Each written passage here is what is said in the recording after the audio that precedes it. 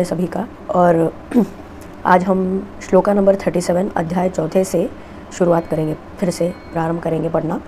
चलिए प्रार्थना से शुरू करें। ओम श्री गणेशाय नमः। श्री गुरुभ्यो नमः। गुरुचरणारविंदाभ्यां नमः। नमो नमः श्री गुरुपादुकाभ्यां। श्री कृष्ण कृष्ण कृष्ण अच्युतानंत गोविंद। कृष्णाय वासुदेवाय देवकी नंदनाय च नंदगोपकुमाराय गोविंदाय नमो नमः। श्री राधा कृष्णाय नमो नमः। श्लोक भगवद गीता श्लोका नंबर अध्याय 4 श्लोका नंबर 37।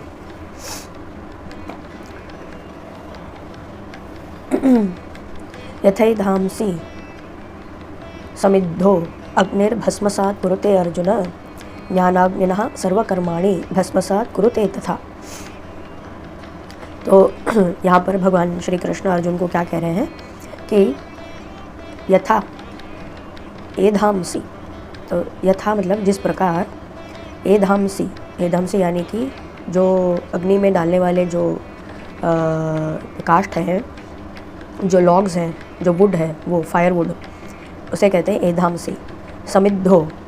समिद्धो का अर्थ है प्रज्वलित हो जाता है।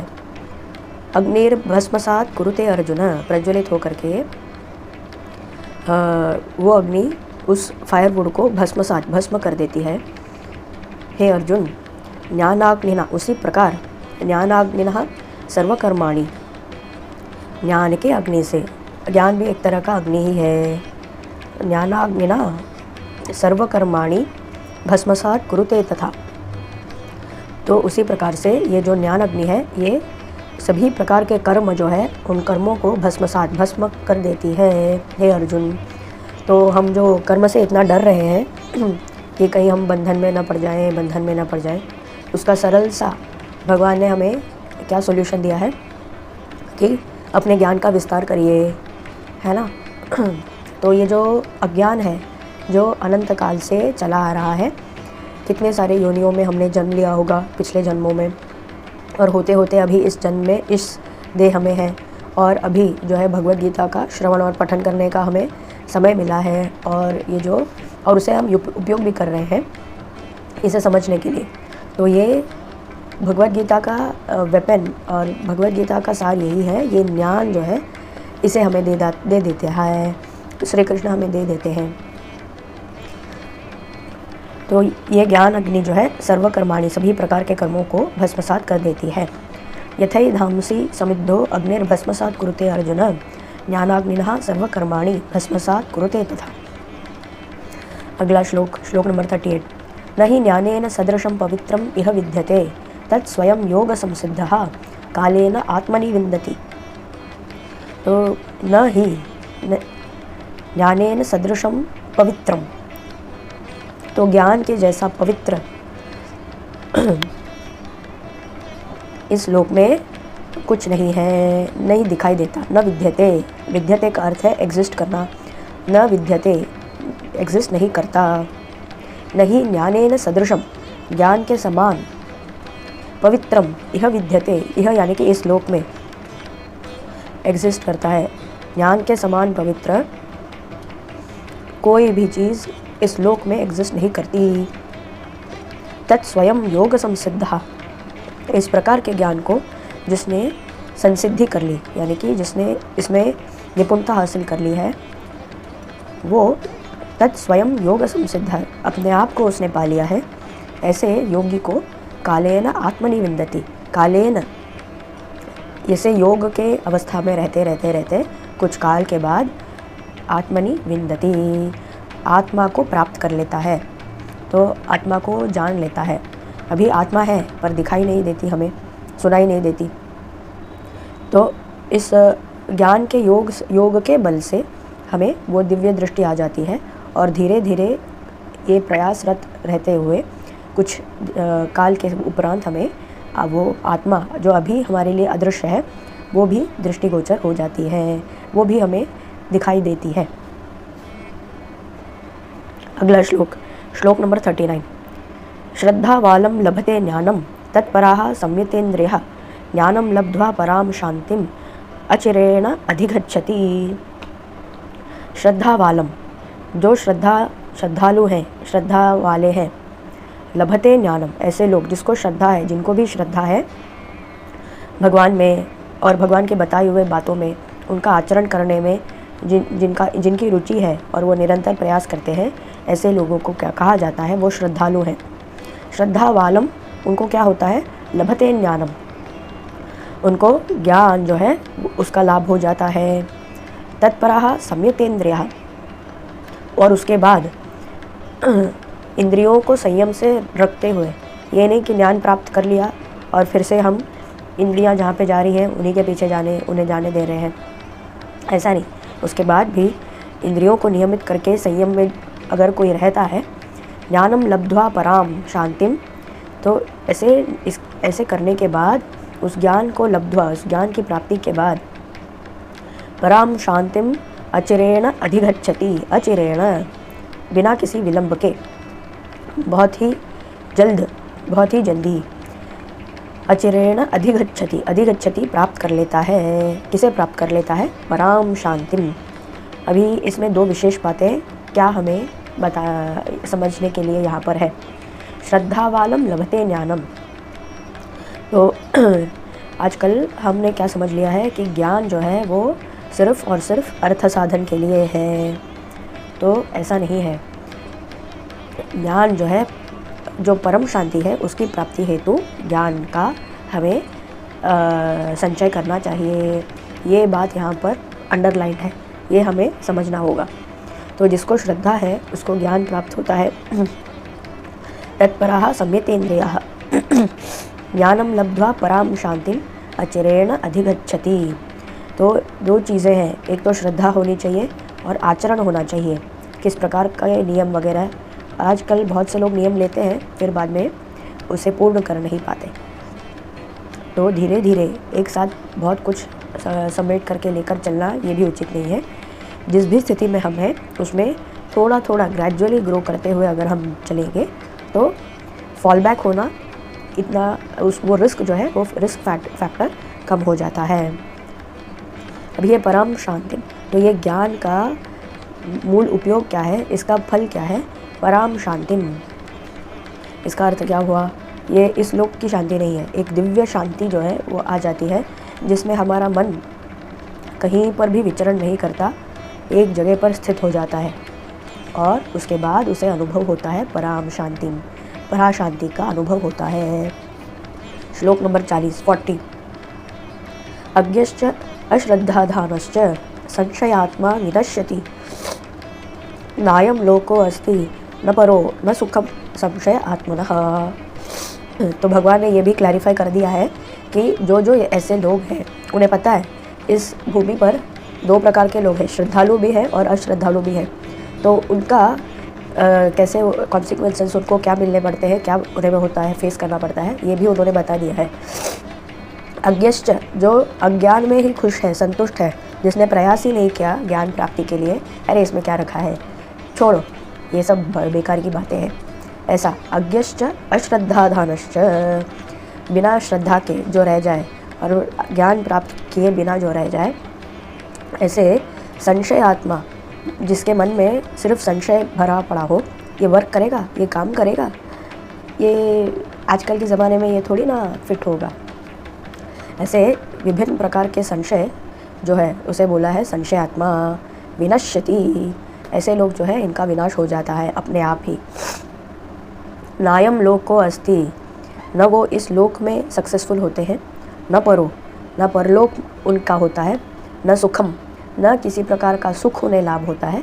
ऐसे संशय आत्मनः, तो इस प्रकार के संशय आत्मा को न ये लोक है, न परलोक है और न सुख की प्राप्ति है। तो जिस किसी को भी सुख प्राप्त करना हो, सुखी जीवन जीना हो, तो उन्हें सबसे पहले तो अपने धर्मनिष्ठ होना बहुत सी ज़रूरी है। धर्मनिष्ठ हो करके अपने कर्मों का आचरण करना, जो वैदिक कर्म है वो वैदिक कर्मों का आचरण करना, ये जो है नियमित रूप से करना चाहिए। और उसके बाद ज्ञान की प्राप्ति के लिए प्रयासरत रहना चाहिए।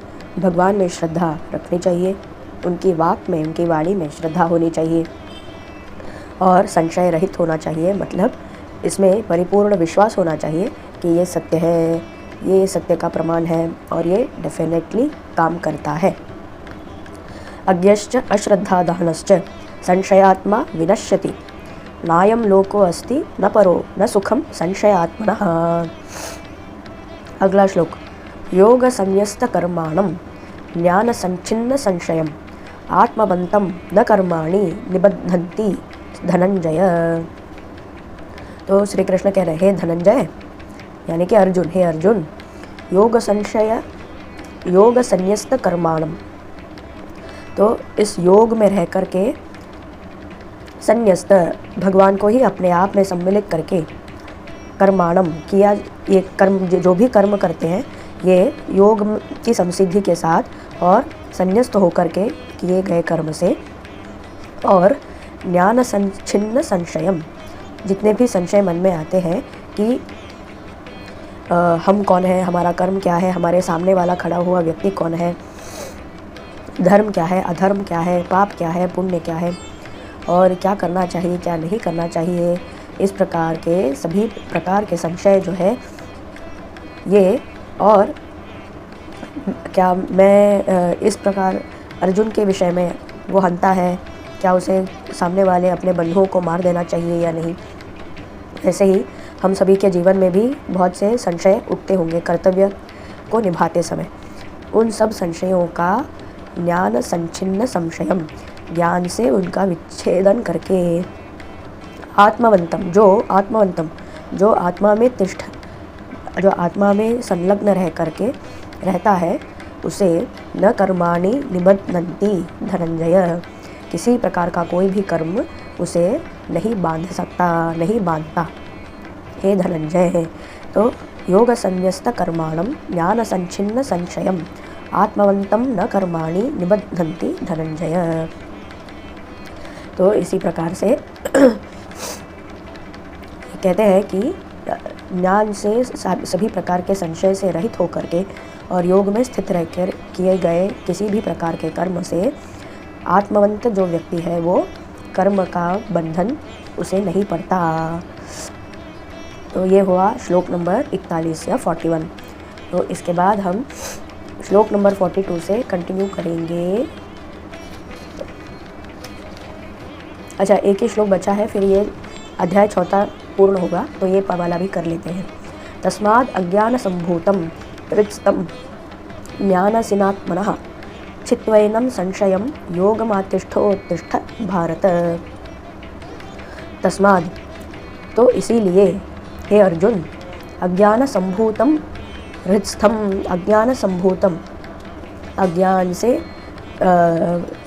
व्यक्त हुआ, अज्ञान से जो पैदा हुआ, जन्म लिया है, जिस संशय ने अज्ञान से जन्म लिया है, उसे हृत्स्थम ज्ञान सिनात्मनः, हृत्स्थम जो हृत कमल है, यहाँ पे एक लोटस है, उसे कहते हैं हमारे हार्ट का कमल, लोटस, हार्ट लोटस।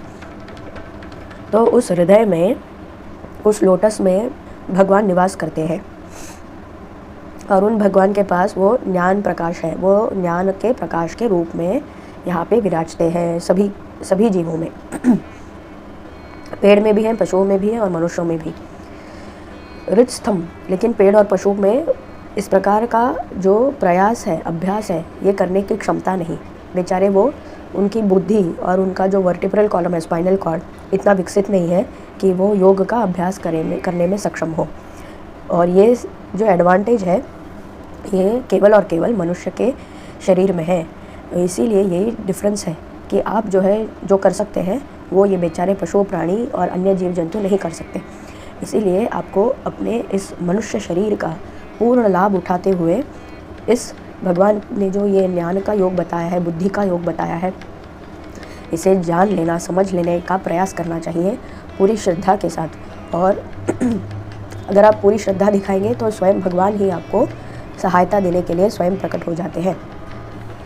तस्माद् अज्ञान संभूतम हृत्स्थम ज्ञानसिनात्मनः, हृत्स्थम ऐसे हृत कमल में विराजमान जो ज्ञान स्वरूप आत्मा है, जो प्रभु है, चित्त्वैनं संशयम, तो उनसे, इस ज्ञान से, चित्त्वैनं छित्वा भेद करके, इस संशय को भेद करके योगम आतिष्ठोत्तिष्ठ भारत, योगम आतिष्ठ, योगम आतिष्ठ, योग में तिष्ठ रहते हुए चलो उठो, उत्तिष्ठ भारत, चलो उठो हे भारत। अभी तुम्हारे हृत कमल में जो निवास करने वाले प्रभु है, आत्मा है, वो ज्ञान स्वरूप है। उनसे सभी प्रकार के जो संशय तुम्हारे मन में अज्ञान के कारण जो जागृत हुए हैं, उनका भेद करके, उन्हें उनका भेदन करके तुम योग में तिष्ठ रहते हुए चलो उठो और अपने जो कर्तव्य है, अपना जो कर्म है, कर्तव्य है, जो इस कुरुक्षेत्र के जंग के मैदान में तुम खड़े हो, वहाँ की जो ड्यूटी है उसे पूर्ण करो। तो इसी के साथ पूर्ण हुआ अध्याय 4। श्री कृष्ण कृष्ण कृष्ण, भगवान के ही कारुण्य से, उनकी ही कृपा से, गुरु की कृपा से ये सब आज सफल हुआ अध्याय 4। और इसके बाद हम पुनः प्रारंभ करेंगे अध्याय 5 से। श्री कृष्ण कृष्ण कृष्ण, तत्सर्वं श्री कृष्णार्पणमस्तु। नमो नमः।